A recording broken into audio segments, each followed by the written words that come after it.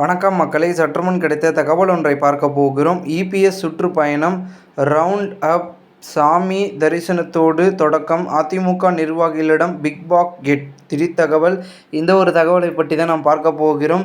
தகவலை பார்ப்பதற்கு முன்னதாக நீங்கள் நம்மளுடைய சேனலுக்கு புதிய பார்வையாளர்களாக இருந்தீர்கள் என்றால் மறக்காமல் நம்மளுடைய சேனலை சப்ஸ்கிரைப் செய்து வைத்துக் கொள்ளுங்கள் மக்களே. அதிமுக பொதுச் செயலாளர் எடப்பாடி பழனிசாமி 2026 சட்டமன்ற தேர்தலை முன்னிட்டு மக்களை காப்போம், தமிழகத்தை மீட்போம் என்கின்ற பெயரில் சுற்றுப்பயணத்தை மேற்கொள்கிறார். அதன் முதற்கட்டமாக கோவை மாவட்டம் மேட்டுப்பாளையம் அருகே உள்ள தெக்காம்பட்டி வன பத்ரகாளியம்மன் கோயிலில் சாமி தரிசனத்துடன் இன்று காலை சுற்றுப்பயணம் தொடங்கினார். அதனைத் தொடர்ந்து விவசாயிகள், நெசவாளர்கள், செங்கல் உற்பத்தியாளர்களுடன் ஆலோசனை நடத்திய எடப்பாடி பழனிசாமி அவர்கள் முன்வைத்த கோரிக்கைகளுக்கு பதிலளித்தார்.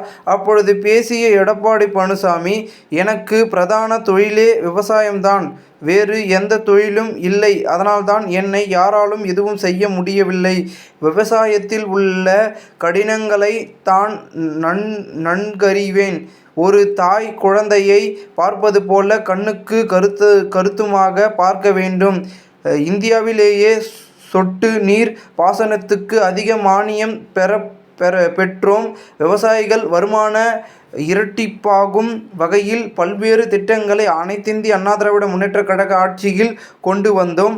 நாங்கள் கொண்டு வந்த பல திட்டங்களை இப்பொழுதைய ஆட்சியாளர்கள் கிடப்பில் போட்டுவிட்டனர். கால்நடை வளர்ப்பு, மும்முனை மின்சாரம் கொண்டு வந்தேன். நானே விவசாயத்தில் ஈடுபாடு கொண்டவன் என்பதால் மீண்டும் நாம் ஆட்சியில் அமைந்தவுடன் விவசாயிகள் வாழ்வாதாரம் மேம்படும் வகையில் திட்டங்கள் கொண்டு வரப்படும். யானை, காட்டு பன்றிகளால் விவசாய பயிர்கள் பாதிக்கப்படுவதன் வேதனையை நான் அறிவேன்.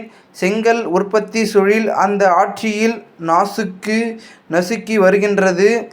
இந்த ஆட்சியில் இது குறித்து சட்டமன்றத்தில் நான் பேசியுள்ளேன். அதிமுக ஆட்சி அமைந்தவுடன் செங்கல் உற்பத்தி மீண்டும் தொடக்க நடவடிக்கை எடுப்பேன். மின் கட்டணம் உயர்வால் நெசவாளர்கள் அதிகம் பாதிக்கப்படுகிறார்கள். மீண்டும் ஆட்சிக்கு வந்தவுடன் நெசவாளர்களின் கோரிக்கைகள் நிறைவேற்றப்படும். பொதுமக்களுடன் ஒருவனாக இருப்பதால் அவர்களின் பிரச்சனைகளை புரிந்து நடவடிக்கைகள் எடுத்துள்ளோம். அதிமுக ஆட்சி அமைந்தவுடன் நீங்கள் கேட்காத கோரிக்கைகள் கூட நிறைவேற்றப்படும். அதை இப்பொழுது சொன்னால் வெளியில் தெரிந்துவிடும். ஆட்சிக்கு வந்தவுடன் நிறைவேற்றப்படும் என்றும் பேசினார்.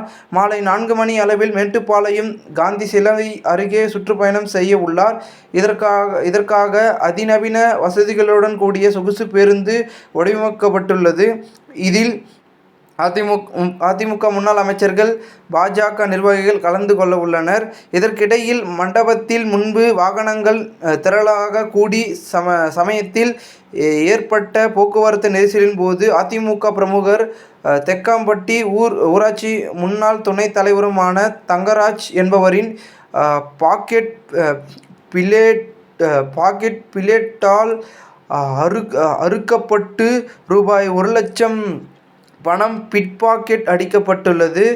இதேபோல் நெல்லித்துறையை சார்ந்த ஆனந்த் என்பவரின் ரூபாய் 50,000, அபு என்பவரிடம் ரூபாய் 2,500 பிட்பாக்கெட் அடிக்கப்பட்டுள்ளது. இது தொடர்பாக மேட்டுப்பாளையம் காவல்துறையில் புகாரும் அளிக்கப்பட்டுள்ளது. இந்த ஒரு தகவல் அரசியல் வட்டாரங்கள் பெரும் பேசும் பொருளாக இருக்கிறது. இந்த ஒரு தகவலை குறித்த பொதுமக்கள் உங்களுடைய கருத்துக்களை கூறுங்கள்.